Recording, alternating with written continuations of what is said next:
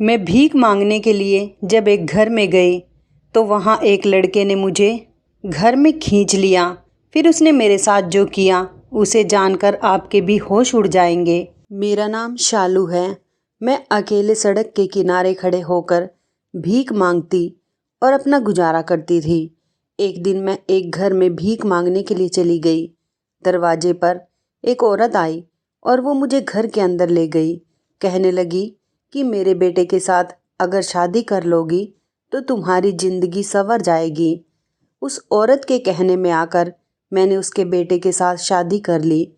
उस औरत ने शादी के 2 महीने बाद मुझसे कहा कि मेरे बेटे ने एक मन्नत मांगी थी कि वो अपनी पत्नी से पूरे 3 महीने तक नहीं मिलेगा और ना ही उसको देखेगा। मैंने जिस दिन अपने पति से शादी की थी सिर्फ उसी दिन उसको देखा था। मेरा पति मेरे सामने ही नहीं आता था। मैं एक दिन अपने पति के कमरे में छिप गई और जैसे ही मैंने उसकी शक्ल देखी तो उसे देखते ही मेरे पैरों तले से ज़मीन निकल गई थी। रोज की तरह आज भी मैं सड़क के किनारे खड़े होकर भीख मांग रही थी। कभी कभी जब मुझे सड़क के किनारे ज़्यादा भीख नहीं मिलती थी तो मैं लोगों के घरों में भी उनके दरवाजे पर दस्तक देकर भीख मांगती थी। मैंने जब एक घर का दरवाज़ा खटखटाया तो एक लड़का निकला। मैंने अभी कुछ कहा भी नहीं था कि अचानक वो लड़का मेरा हाथ पकड़कर कहने लगा, जल्दी से अंदर आ जाओ। मैंने उसे अंदर जाने से इनकार कर दिया और अपना हाथ उसके हाथ से छुड़ा लिया और वहाँ से भागकर गली के नुक्कड़ तक चली आई। पीछे देखने की मेरी हिम्मत ही नहीं हो रही थी। मैं बहुत छोटी थी जब मेरे माता पिता मुझे इस दुनिया में छोड़कर चले गए थे। मेरी माँ तो मेरे जन्म के टाइम पर ही मर गई थी। मेरा कोई भाई बहन भी नहीं था। लेकिन मेरे पिता की अचानक तबीयत खराब हो गई थी। मेरे पिता शराब पीते थे, इसलिए उनकी अचानक तबीयत खराब हुई। मेरी दादी ने उनका इलाज कराने से साफ इनकार कर दिया। उनका कहना था कि जब ये कुछ कमाता ही नहीं है तो इसके साथ चाहे जो हो, मैं इस पर 1 रुपया भी नहीं खर्च करूँगी। अगर उनको सही टाइम पर इलाज मिल गया होता तो शायद आज वो जिंदा होते। वैसे भी ज़िंदगी और मौत का फैसला तो भगवान के हाथ में है, मगर इसका ये मतलब नहीं कि हम किसी भी बीमार का ये सोचकर इलाज ना कराएं कि कुछ कमाता नहीं था। अगर मेरे पिता ठीक हो जाते तो ज़रूर वो सुधर जाते और किसी अच्छे काम पर लग जाते। मेरी दादी को मेरे पिता का इलाज करवाना चाहिए था। आखिरकार वो उनके बेटे थे, क्योंकि भगवान को भी वो लोग पसंद होते हैं जो कि किसी की मदद करते हैं। मगर यहाँ ऐसा कुछ नहीं हुआ था। मेरी दादी और चाची ने मेरे चाचा से भी मेरे पिता का इलाज करवाने के लिए मना कर दिया था और मेरे पिताजी का हिस्सा मेरे चाचा को देने का लालच दिया था कि अच्छा है, ये शराबी मर जाएगा तो इसके हिस्से की जायदाद तेरे नाम हो जाएगी। उन लोगों ने मेरे पिता के मरने के बाद मेरे साथ भी गलत सलूक करना शुरू कर दिया था। वो कहते हैं ना कि हमसे जुड़े हुए रिश्तों का अंदाज हमारे अपनों के जाने से पहले ही बदल जाते हैं। लोगों का कहना था कि मेरे पिता शराब पीने की वजह से मर गए थे, लेकिन मैं अच्छी तरह से जानती थी कि मेरे पिताजी शराब की वजह से नहीं बल्कि अपने परिवार के लिए दिन रात कमाई करते। और जब उनको ऐसा लगा कि अपने परिवार के लिए दिन रात मेहनत करने के बाद भी मुझे कुछ वसूल नहीं होता, इस गम में आकर उन्होंने शराब पीना शुरू कर दिया और यही उनकी मौत की वजह थी। मेरी दादी मेरे चाचा से बहुत प्यार करती थी क्योंकि उनके पास बेटे थे और उनकी अच्छी नौकरी थी, जबकि मेरे पिता तो एक मामूली से चौकीदार थे। मेरी दादी बहुत लालची औरत थी। उनको हमेशा पैसों से ही प्यार था। मेरे पिता उनके बड़े बेटे थे। उन्होंने कभी अपने बड़े बेटे से प्यार नहीं किया। मेरे पिताजी जब जिंदा थे तो उन्होंने मुझे बताया था कि मेरी तुम्हारी माँ के साथ लव मैरिज हुई थी। तुम्हारी माँ को मरे हुए पूरे 8 साल हो गए और मैं आज भी तुम्हारी माँ को नहीं भूल पाया हूँ।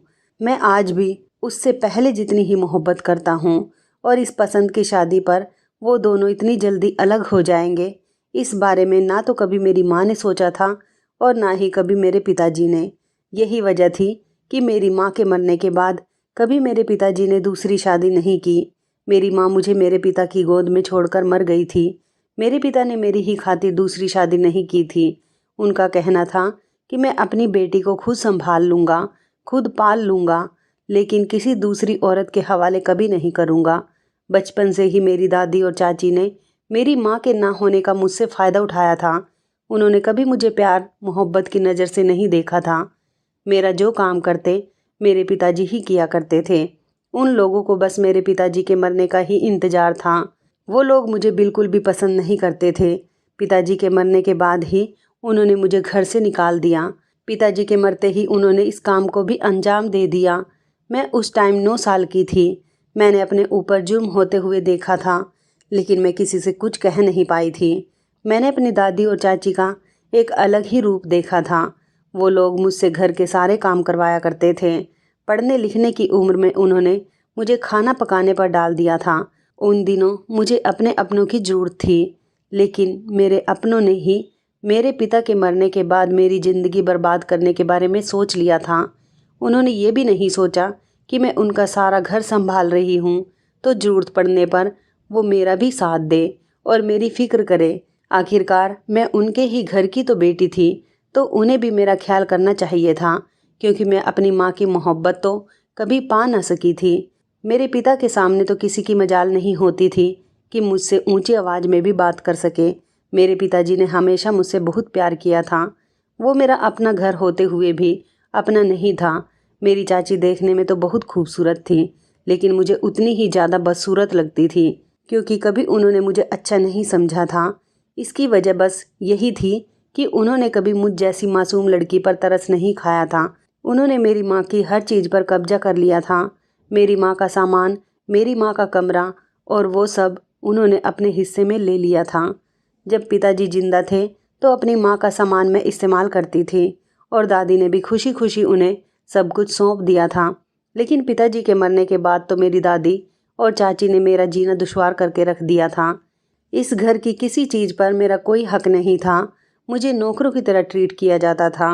नौकरों की तरह ही रूखा सूखा बचा हुआ खाना मुझे दे दिया जाता था। मेरे चाचा भी ये सब कुछ खामोशी से देखते रहते थे। मेरी दादी का कहना था कि मेरा छोटा बेटा ज़्यादा पैसे कमाता है, इसलिए इस घर पर ज़्यादा हक उसका ही है। मेरी चाची के 2 बेटे थे, इसलिए मेरी दादी चाची को इतना प्यार करती थी कि जैसे इस दुनिया में उनके जैसी कोई औरत ही नहीं है। मगर मेरी चाची कितनी बदतमीज और बुरी औरत थी, ये सब कुछ तो मैं ही जानती थी। इतनी छोटी सी उम्र में ही मुझे लोगों के चेहरे पढ़ने आ गए थे। ये समझ आ गई थी कि इस ज़माने में कोई किसी का नहीं है। एक इंसान के चेहरे पर कितने नकाब होते हैं और समय बदलने पर वो कितने रूप बदल लेता है। और ये सब कुछ मैंने कहीं और से नहीं, बल्कि अपने ही परिवार से सीखा था। अपने ही घर में रहने वाले लोगों से सीखा था, जो कि सिर्फ नाम के ही मेरे अपने थे। बाकी तो कोई मुझे प्यार की नज़र से भी देखता नहीं था। चाची ने पिताजी के मरने के बाद घर की हर चीज़ पर अपना हक जताना शुरू कर दिया था और घर की हर चीज़ अपने हिस्से में कर ली थी। दादी तो चाची के ऐसा करने पर बस खामोश ही रहती थी, बल्कि उनका साथ भी देती थी। घर में कोई भी काम मेरी चाची की मर्जी के खिलाफ नहीं होता था। चाचा जी भी चाची से बहुत डरते थे और यही वजह थी कि मेरी ज़िंदगी खराब होती चली जा रही थी। मुझे पढ़ाई लिखाई करने का बहुत शौक़ था। जब मेरे पिताजी जिंदा थे तो अपनी कमाई से वो मुझे स्कूल भेज दिया करते थे, लेकिन जिस दिन से मेरे पिताजी की मौत हुई थी उस दिन से मेरी चाची ने मेरे कंधों पर घर की जिम्मेदारियां डाल दी थी और तभी से मेरा पढ़ने लिखने का सपना भी चूर चूर होकर रह गया था। पिताजी जिंदा होते तो मेरे सारे शौक़ और सारे सपने पूरे करते, मगर यहाँ तो सब मेरे शौक़ और सपने तोड़ने पर लगे हुए थे। किसी को मेरी कोई फिक्र ही नहीं थी। भला कोई मेरी किसी चाहत को कैसे पूरा कर सकता था। मेरी चाची और दादी तो मुझे अपना दुश्मन समझती थी और इसी वजह से उन दोनों ने मुझे इस घर से निकालने का फैसला कर लिया था और सोच लिया था कि मुझे कहाँ पर भेजा जाए, क्योंकि उन्हें ये भी फिक्र लगी रहती थी कि अगर लोगों को इस बारे में पता चला कि मेरी दादी और चाची ने ही मुझे घर से निकाल दिया तो इस बात पर लोग उनकी बहुत बेइज्जती करेंगे। बस उनको अपनी इज्जत की फिक्र थी, इस वजह से वो लोग मुझे अपने घर में बर्दाश्त कर रहे थे। लेकिन एक दिन उन्होंने प्लानिंग करके इस बात का भी सॉल्यूशन निकाल लिया था। वो लोग इतने अच्छे तो नहीं थे कि मेरे लिए किसी अच्छी जगह पर रहने का इंतजाम करते। मेरी चाची ने मुझे कोठे पर एक औरत के हवाले कर दिया।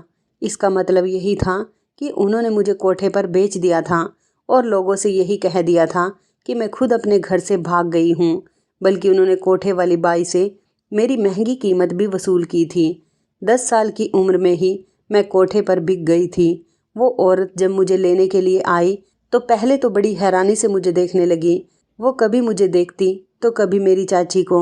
उसे इस बात पर यकीन नहीं हो रहा था कि कोई अपने घर की बेटी को कोठे पर कैसे बेच सकता था, मगर ये सच था कि मेरी चाची ने मुझे बेच दिया था, क्योंकि वो औरत तो मुझे अपना दुश्मन समझती थी।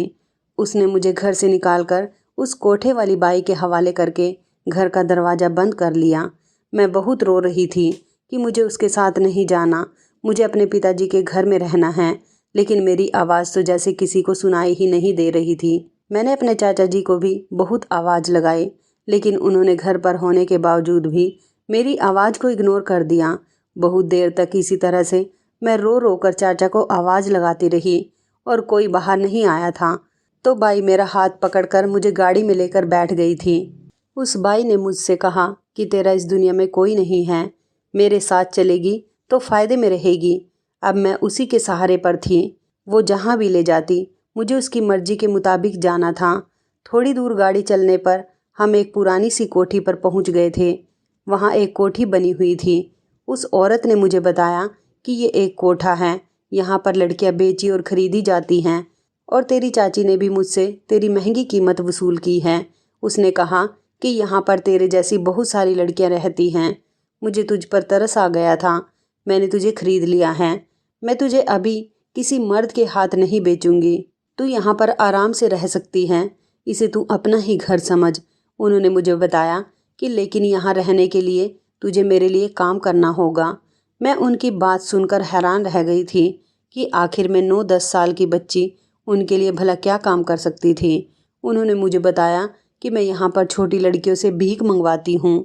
लोग लड़कियों को ज़्यादा भीख देते हैं, इसलिए तुझे मेरे लिए सड़क पर या लोगों के घर पर जाकर भीख मांगनी होगी, और जितने भी पैसे तू भीख मांग कर लाएगी वो सारे मुझे देने पड़ेंगे। यहाँ रहने में तुझे किसी तरह की कोई दिक्कत नहीं होगी। यहाँ तुझे खाना मिलेगा, रहने के लिए जगह भी मिलेगी। मैं उसकी इस बात पर राजी हो गई थी। भीख मांगना कोई ऐसा काम तो नहीं था जिसे सीखना पड़ता, मगर मुझे भीख मांगना भी कहाँ आता था। इसलिए वो औरत दूसरी लड़कियों के साथ रोज़ मुझे भेज दिया करती थी और मैं उनके साथ भीख मांगने की प्रैक्टिस करती थी, और धीरे धीरे मैं भीख मांगना भी सीख गई थी। कोठे पर जवान लड़कियां भी बिकती थी जिनके साथ गलत काम होते थे, और छोटी लड़कियों से बाई भीख मंगवाती थी। पहले तो मैं बहुत सारी लड़कियों के साथ भीख मांगने जाती थी, लेकिन अब मुझे बाई के कोठे पर रहते हुए 2 महीने गुजर गए थे। सब लोग उस औरत को बाई अम्मा कहते थे। अब मैं अकेले ही भीख मांगने के लिए चली जाती थी और सड़क के किनारे बैठकर भीड़ भाड़ वाली जगह में जाकर काफ़ी सारे पैसे भीख मांग कर लाती थी। इसी तरह काफ़ी साल गुजर गए थे और वक्त धीरे धीरे गुजरता चला गया था। मेरी उम्र 17 साल हो गई थी और अभी तक मैं बाई अम्मा के कोठे पर लड़कियों के साथ भीख मांगने जाती थी। बाई अम्मा हमारी कमाई खा खा कर बहुत अमीर हो गई थी। उसने अभी तक मुझे पाल पोस कर बड़ा कर दिया था। बाई अम्मा ने मेरे लिए बहुत कुछ किया था। बाई अम्मा मुझे अपनी बेटी समझती थी। उसका कहना था कि इस दुनिया में तेरे माता पिता नहीं हैं, लेकिन यहाँ पर जितनी भी लड़कियाँ हैं किसी की माँ है या किसी का पिता है, या फिर किसी की तो दोनों ही हैं। तू ही एक ऐसी अकेली लड़की है जिसके माँ बाप में से कोई भी नहीं है, इसलिए मैं तुझे अपनी बेटी बनाकर रख रही हूँ। बाई अम्मा ने मेरे लिए मेरी कमाई से ही एक अलग मकान खरीद लिया था। उनका कहना था कि कभी अगर मैं इस दुनिया में ना रही तो तुझे बेसहारा करके नहीं जाऊंगी, क्योंकि मैं जानती हूँ कि मैं लड़कियों के साथ गलत काम करती हूँ। भगवान मुझे उसकी सज़ा ज़रूर देगा। मेरे मरने के बाद पुलिस मेरा पूरा कोठा बंद कर देगी और इस कोठे को अपनी हिरासत में ले लेगी। मैं नहीं चाहती कि मेरे जाने के बाद बाकी लड़कियों की तरह तू भी बेसहारा हो जाए, इसलिए मैंने तेरे लिए एक अलग से मकान लिया हुआ है। तू जब चाहे अपने उस घर में रह सकती हैं, वो तेरा अपना घर है, तू उस घर की मालकिन है। बाई अम्मा मुझसे बहुत प्यार करती थी और मुझे भी उनके साथ रहते रहते उनकी काफ़ी आदत हो गई थी। मैंने मान लिया था कि इस दुनिया में अगर कोई मेरा है तो एक वही औरत थी जिसने मुझे अपने पास रखा तो था अपने काम के लिए, लेकिन उसे हमेशा मेरी फ़िक्र रहती थी। उन्होंने मुझे हमेशा अपनी बेटी समझा था। उन्होंने मुझे बताया था कि मेरी एक बेटी थी जिसको कुछ लड़कों ने कोठे पर बेचकर उसके साथ गलत किया था। मेरी बेटी उस कोठे से भागने की कोशिश कर रही थी। जब उसकी कोशिश नाकाम हो गई तो वो उसी कोठे में फांसी लगाकर मर गई। वो ये बात बताते हुए रोने लगी और कहने लगी कि बस तभी से ही मैंने ये कोठा खोल लिया, क्योंकि मेरा पति भी इस दुनिया में नहीं है, मेरी बेटी मुझसे छीन ली गई। अब मैं किसके सहारे ज़िंदगी गुजारती। वो लोग मेरे पास लड़कियों को बेच कर जाते हैं, मैं उनके साथ कुछ गलत नहीं करती। छोटी लड़कियां आती हैं तो उनसे भीख मंगवाती हूँ, और बड़ी लड़कियां आती हैं तो वो अपनी मर्जी से अपना सौदा करती हैं। और मैंने यहाँ पर एक सेंटर भी खोल कर रखा है, और उसमें लड़कियाँ सिलाई सीख कर, कपड़े सीकर पैसे कमाती हैं। मैं किसी से ज़ोर ज़बरदस्ती नहीं करती, जो जैसे चाहे रहे, क्योंकि मुझे लड़कियों के अंदर अपनी बेटी नज़र आती हैं। मैं नहीं चाहती कि जिस तकलीफ़ से मेरी बेटी गुजरी है, ये लड़कियां भी उसी तकलीफ़ से गुजरें। मैं इन लड़कियों के साथ कुछ गलत नहीं करती। यही वजह है कि कोई भी बेची जाने वाली लड़की यहाँ से वापस जाना नहीं चाहती, क्योंकि लड़कियों को पता होता है कि यहाँ पर उनके साथ कुछ गलत नहीं किया जाता। एक दिन अचानक बाई अम्मा की तबीयत बहुत ज़्यादा ख़राब हो गई और वो इस दुनिया को छोड़कर चली गई। आज मैंने अपनी बाई अम्मा को भी खो दिया था। बाई अम्मा ने ही मुझे एक बात सिखाई थी कि कितना भी नुकसान क्यों ना हो जाए, तुम कभी हार मत मानना। बाई अम्मा के जाने के बाद मैं उस कोठे को संभालने लगी थी, लेकिन जैसे कि बाई अम्मा ने एक दिन मुझसे कहा था कि पुलिस हमारे कोठे को हिरासत में ले लेगी, बाई अम्मा के मरने के बाद वही हुआ था। पुलिस ने इस कोठे को सील कर दिया था और यहाँ पर जितनी भी लड़कियाँ थी उनको रिहा कर दिया था। मैं चाहती थी कि यहाँ पर रहने वाली लड़कियाँ आवाज़ उठाए कि ये हमारा घर है, हम यहाँ पर जो काम करते हैं वही करते रहेंगे। लेकिन मेरे साथ किसी भी लड़की ने आवाज़ नहीं उठाई। जब यहाँ से सारी लड़कियाँ चली गई तो मैंने भी उस कोठे को छोड़ दिया और मैं अपने उस घर में आ गई जो बाई अम्मा ने मेरे नाम कर दिया था। मेरे पास रहने के लिए घर तो था, लेकिन कोई ऐसा नहीं था जो मुझे समझता और खिलाता पिलाता। मुझे अभी भी भीख मांग कर ही अपना गुजारा करना पड़ता था। एक दिन मैं सड़क के किनारे खड़ी हुई भीख मांग रही थी, लेकिन सड़क बड़ी सुनसान थी क्योंकि बहुत सर्दी हो रही थी। सर्दियों के दिनों में ज़्यादातर लोग घर से बाहर नहीं निकलते और सड़कें सुनसान होती हैं, इसलिए मैं लोगों के घरों में भीख मांगने के लिए जाने लगी। एक दिन मैं गली में बने हुए घर के अंदर भीख मांगने के लिए उसके दरवाजे पर दस्तक देने लगी। तभी एक औरत ने आकर दरवाज़ा खोला। उन्होंने मुझे अपने साथ अपने घर के अंदर आने के लिए कहा। पहले तो काफ़ी देर तक मैं सोचती रही कि मैं क्या करूं। फिर उन्होंने जब मुझे दोबारा बुलाया तो मैंने अंदर जाने की हिम्मत की और आगे बढ़कर उनके साथ अंदर चली गई। वहां पर जाकर उन्होंने मुझे सोफे पर बैठा दिया और खुद भी मेरे सामने बैठ गए। घर तो काफ़ी खूबसूरत सा बना हुआ था। ऐसा घर आज तक मैंने सिर्फ बाहर से ही देखा था, क्योंकि हम दरवाजे से ही भीख मांगकर वापस लौट जाया करते थे। कभी घर के अंदर जाने का मौका ही नहीं मिला था। आज मुझे पहली बार ये मौका मिला था और इस घर को देखकर मुझे बड़ी हैरानी हो रही थी कि लोग इतने अच्छे घर में भी रहते हैं। मेरे सामने बैठी हुई औरत जो मुझे अपने साथ घर के अंदर लेकर आई थी, लेकिन उसके बाद उन्होंने मुझे जो बात कही उसे सुनकर मेरे पैरों तले से ज़मीन निकल गई थी। मुझे तो ऐसा लग रहा था जैसे मैं अपने होश में नहीं हूँ। उन्होंने मुझे कहा कि क्या तुम मेरे बेटे से शादी कर सकती हो। मुझे उनका ये सवाल सुनकर बड़ी हैरानी हुई थी।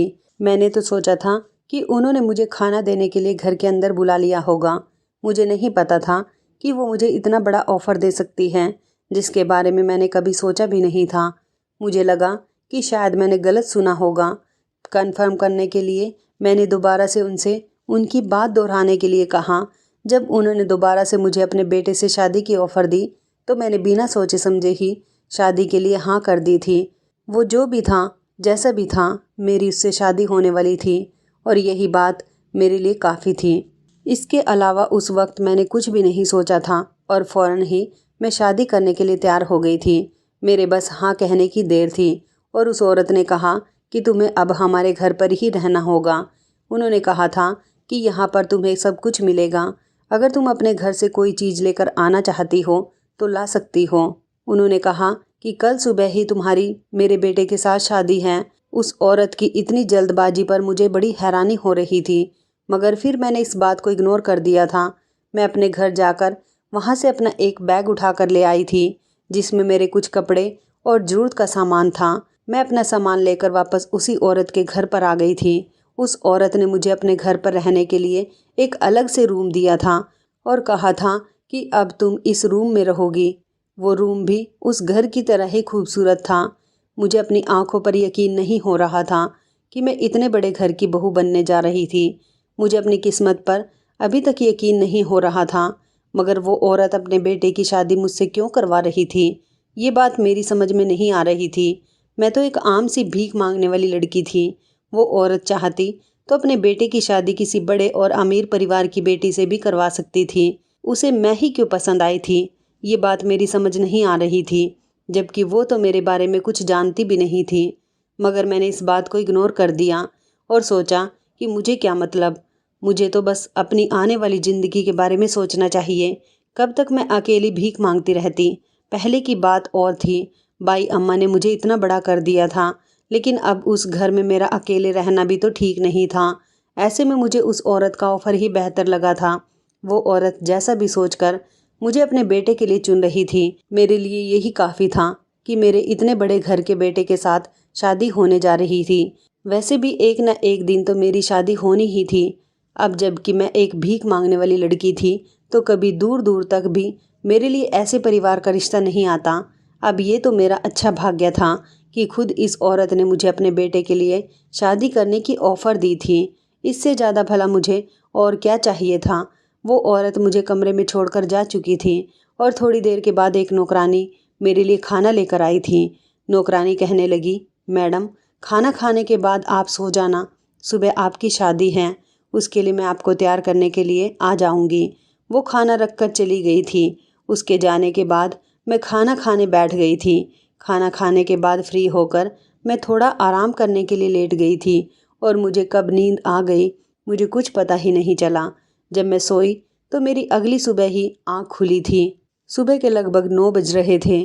तभी वो औरत मेरे कमरे में आई और उसने मुझे जगाया। मैं घबरा कर उठ गई। मैंने देखा कि उसके साथ तो एक नौकरानी भी थी। वो मुझे तैयार करने के लिए आई थी और उसके पास दुल्हन के कपड़े भी मौजूद थे। तभी अचानक से मेरे कमरे में एक और नौकरानी आई। वो मेरे लिए नाश्ता लेकर आई थी। उस औरत ने कहा कि नाश्ता करने के बाद तुम तैयार हो जाना, इस सामान में तुम्हारे दुल्हन बनने का सारा सामान है। वो तो मुझे सब बताकर चली गई थी। उसके जाने के बाद मैंने वो सारा सामान खोल कर देखा था। उसमें कपड़ों के साथ साथ बहुत सारे कीमती जेवर भी मौजूद थे। ये सब कुछ देखकर मुझे अपनी आंखों पर यकीन नहीं हो रहा था। मैंने अपनी सारी ज़िंदगी में नहीं सोचा था कि कभी इतने कीमती कपड़े और जेवर मेरे लिए होंगे और मैं इनको पहनकर दुल्हन बनूंगी इतने अमीर परिवार की। ये सारा सामान देखने के बाद जब मैंने टाइम देखा तो मैं जल्दी से उठकर खड़ी हो गई और फिर तैयार होने लगी। सारे जेवर और कपड़े पहनकर मैं बहुत अच्छे से तैयार हो गई थी और इन कपड़ों में मैं बहुत ज़्यादा खूबसूरत लग रही थी, क्योंकि आज तक मैंने इतनी कीमती कपड़े कभी नहीं पहने थे। 1 घंटे बाद ही मेरी शादी होनी थी। मेरे चेहरे पर घूंघट डाल दिया गया था और मेरी शादी की सारी रस्में कर दी गई थी। मेरी शादी जिससे हुई थी उसको तो मैंने अभी तक देखा ही नहीं था। वो लड़का कैसा था, कौन था, इसके बारे में अब तक मुझे कुछ पता ही नहीं था। बस मैंने उसकी हल्की सी झलक देखी थी जब उसने मेरी मांग में सिंदूर भरा था और मुझे मंगलसूत्र पहनाया था। शर्म की वजह से मैंने उसको नज़र उठाकर देखा भी नहीं था। इसके अलावा मुझे कुछ भी पता नहीं था। शादी की रस्में पूरी होने के बाद उस औरत ने मुझे वापस उसी कमरे में भेज दिया था जो रूम उसने मुझे रहने के लिए दिया था। और फिर वो औरत भी थोड़ी देर के बाद मुझसे मिलने के लिए कमरे में आई थी।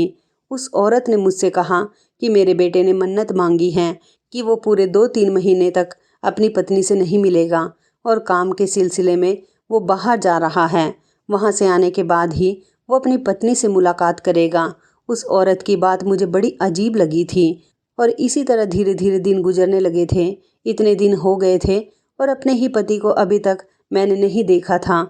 मैं इसी औरत के घर में रह रही थी। यहाँ रहते हुए मुझे किसी तरह की कोई परेशानी नहीं थी। मेरा पति अभी तक बाहर से वापस नहीं आया था और ना ही अभी तक मैंने उसे देखा था। मैं बस उसी के घर में रह रही थी। यही मेरे लिए बहुत बड़ी बात थी। फिर एक दिन इसी तरह से मुझे ख्याल आया कि मन्नत तो मेरे पति ने मांगी है। मैंने तो कोई मन्नत नहीं मांगी कि मैं अपने पति को ना देखूं। अपनी मन्नत पूरी होने से पहले अगर वो मुझे नहीं देख सकता, लेकिन मैं तो उसे देख सकती हूँ, क्योंकि मेरी तो कोई मन्नत ही नहीं थी कि मैं अपने पति को नहीं देख सकती। ये सोचकर मैंने अपने पति को देखने का इरादा किया था। मैंने अपनी सास से कहा था कि मुझे अपने पति की फ़ोटो देखनी है, लेकिन मेरी सास ने मुझे साफ इनकार कर दिया। वो मुझे मेरे पति की फ़ोटो दिखा ही नहीं रही थी। एक दिन मैं अपनी सास के कमरे में जाकर छुप गई ताकि उनके कमरे की तलाशी ले सकूं और मेरे हाथ मेरे पति का कोई फ़ोटो ही लग जाए। मैंने सोचा था कि फ़ोटो देखने के बाद मैं अपनी सास के कमरे से निकल जाऊंगी। मैं तो अपनी सास के कमरे में छुपकर अपने पति का फ़ोटो ढूंढ रही थी, लेकिन तभी अचानक मुझे लगा कि कमरे में कोई आ रहा है। मैं जल्दी से एक अलमारी के पीछे छुप गई कि कहीं मेरी सास ने मुझे देख लिया तो वो ना जाने मेरे बारे में क्या सोचेंगी। लेकिन जो इंसान कमरे में आया था वो मेरी सास नहीं थी, बल्कि किसी लड़के के बोलने की आवाज़ थी। वो किसी से फ़ोन पर बात कर रहा था। जब मैंने उसे देखा तो मैं हैरान रह गई थी कि इस लड़के को तो मैंने पहले देखा था। इस लड़के को मैंने लगभग 8 महीने पहले देखा था। मुझे ठीक से वो दिन याद था जिस दिन मैंने उसे देखा था। उस दिन मैं बाई अम्मा के घर से भीख मांगने के लिए निकली थी। उस दिन मुझे बाई अम्मा के घर जाते हुए कुछ देर हो गई थी। मैं सड़क से घर आ रही थी। उस सड़क पर बिल्कुल सुनसान हो रही थी। रात का टाइम था, इसलिए चारों तरफ वीरानी छाई हुई थी। वो लड़का वहाँ पर अपनी कार लेकर खड़ा हुआ था और किसी से फ़ोन पर रो रो कर बातें कर रहा था। जब उसकी नज़र सड़क पर चलते हुए मेरी तरफ गई तो उसने कॉल काट दी और मुझे लिफ्ट देने लगा। मैंने लिफ्ट लेने से मना कर दिया था। तभी अचानक से उसी सड़क पर कार से 2 लड़के आए और उस लड़के को मारने पीटने लगे। मेरी कुछ भी समझ में नहीं आ रहा था कि मैं किस तरह इस लड़के को बचाऊं। वो लोग इस लड़के को बहुत ज़ोर ज़ोर से पीट रहे थे। मैंने ऐसा किया और जल्दी से अपने बैग से चाकू निकाला, क्योंकि बाई अम्मा हमारी सेफ्टी के लिए हमेशा हम लड़कियों को चाकू दिया करती थी। वो कहती थी कि लड़कियों को अपनी सेफ्टी खुद करनी चाहिए। अगर कभी कोई तुम्हें परेशान करने की कोशिश करे तो ये चाकू मारकर उसे घायल कर देना। मैंने ऐसा ही किया और जल्दी से अपने बैग से चाकू निकालकर उन 2 लड़कों में से एक लड़के को चाकू मार दिया। वो लड़का जब दर्द से तड़पने लगा तो दूसरे वाले लड़के को इस गाड़ी वाले लड़के ने मारना शुरू कर दिया और जल्दी से उसने मुझे कार में बैठने का इशारा किया जिसकी मैं मदद कर रही थी। मैं उसके बराबर में कार में बैठ गई और वो तेज़ी से कार चलाने लगा। कार चलाते चलाते वो बहुत दूर तक आ गया था और मैं उसे बार बार पूछ रही थी कि ये लोग तुम्हें क्यों मार रहे थे, लेकिन उसने मुझे कुछ नहीं बताया और कहने लगा कि जल्दी से बताओ कि तुम्हें कहाँ पर जाना है, मैं तुम्हें तुम्हारे ठिकाने पर छोड़ देता हूँ। उसके बाद मुझे अपने घर जाना है, जल्दी बताओ तुम कहाँ जाओगी। मैंने उसे अपने कोठे का एड्रेस बताया और वो लड़का मुझे मेरे कोठे पर छोड़कर चला गया था। मैं उसकी गाड़ी से उतर गई। उसके बारे में कोई और जानकारी भी नहीं ले सकी और वो लड़का वहाँ से चला गया। उस दिन के बाद से आज मैंने इस लड़के को यहाँ पर देखा था। इस लड़के को यहाँ देखकर डर के मारे मेरे पैर कांपने लगे थे और मैं जल्दी जल्दी वापस आकर अपने कमरे में छुप गई थी और फिर अगले पूरे 3-4 दिन मैं अपने कमरे से बाहर नहीं निकली थी। मैं भूखी प्यासी कमरे में बंद रही थी।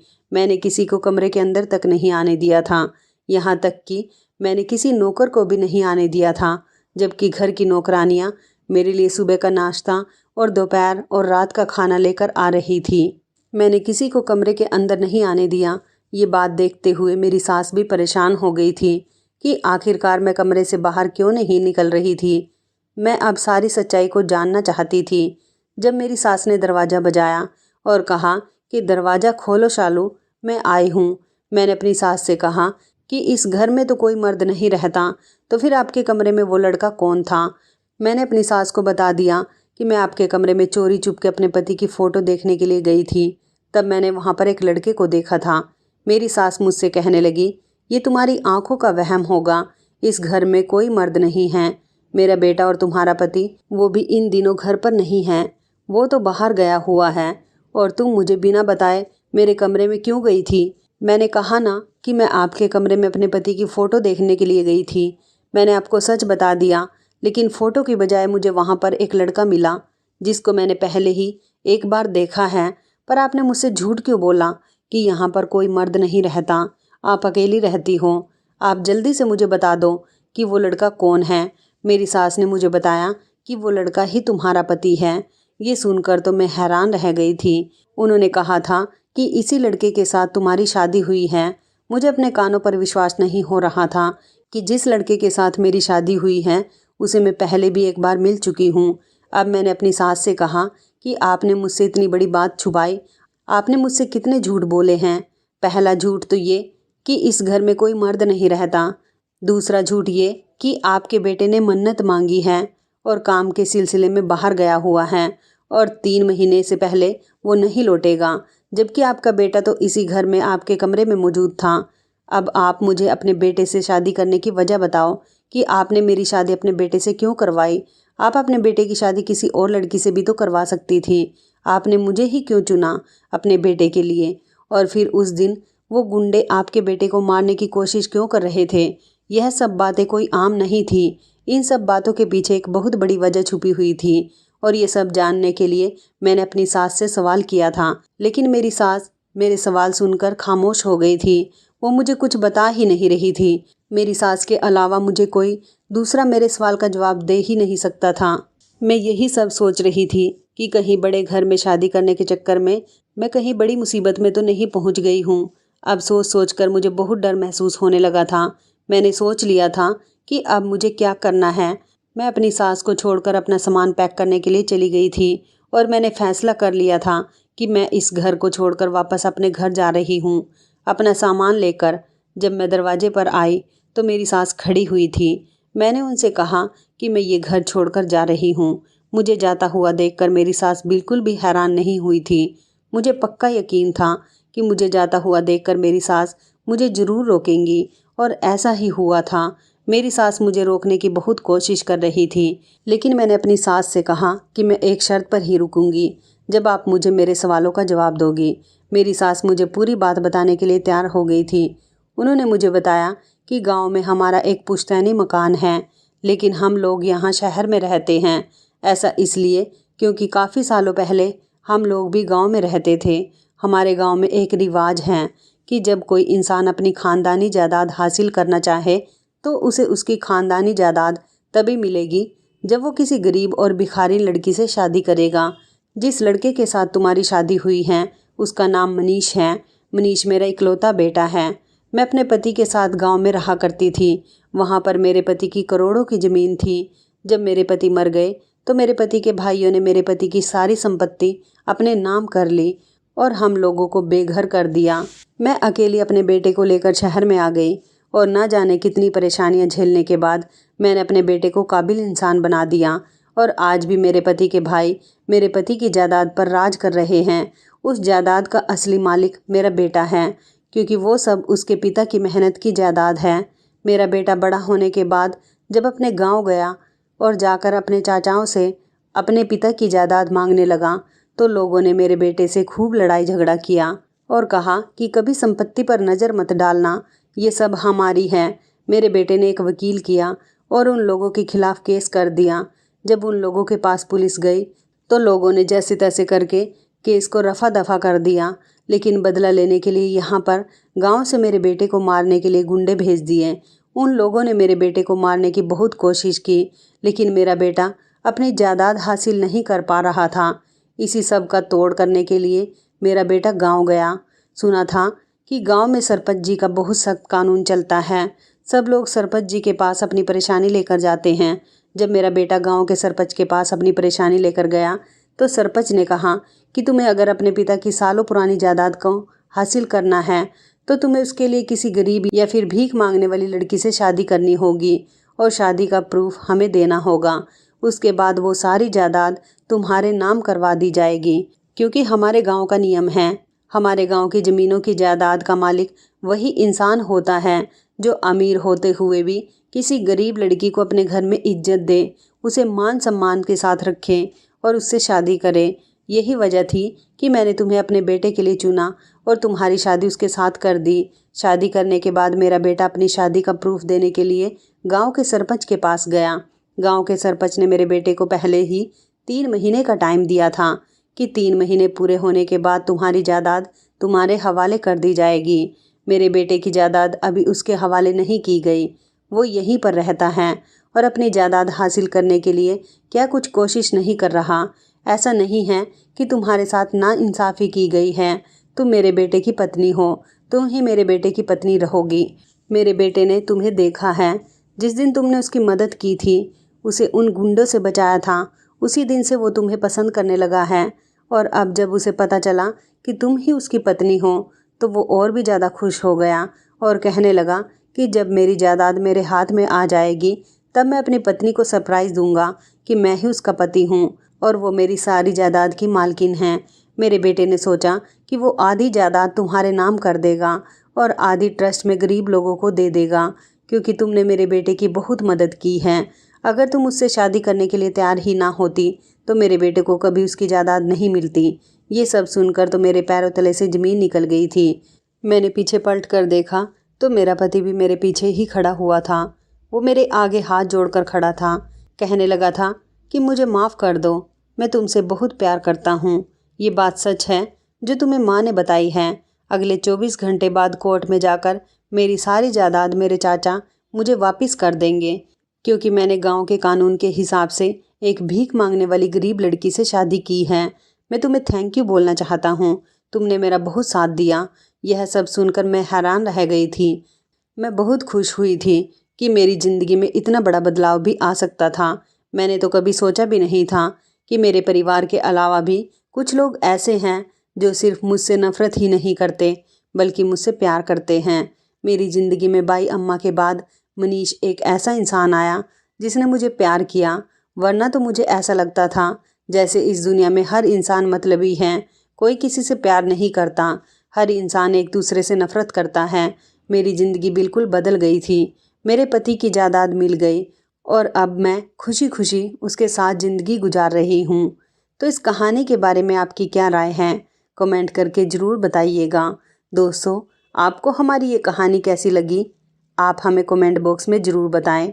यदि आपके पास भी ऐसी कोई प्यारी सी कहानी है या फिर ऐसी कोई कहानी जिससे कुछ शिक्षा मिले, तो आप हमारे साथ उसको ज़रूर शेयर करें। दोस्तों, यदि आपको हमारी ये वीडियो अच्छी लगे तो आप हमारी इस वीडियो को लाइक शेयर ज़रूर करें और ऐसी ही दिल को छू लेने वाली प्रेरणादायक कहानियाँ सुनने के लिए हमारे चैनल को भी सब्सक्राइब करें। यदि आप हमें फेसबुक पर देख रहे हैं तो आप हमारे फेसबुक पेज को लाइक और फॉलो ज़रूर करें। तो दोस्तों, फिर मिलते हैं ऐसी ही ज़बरदस्त कहानी या टिप्स के साथ नई वीडियो में। तब तक के लिए धन्यवाद। आप सभी अपना ख्याल रखना। आपका दिन शुभ व मंगलमय हो।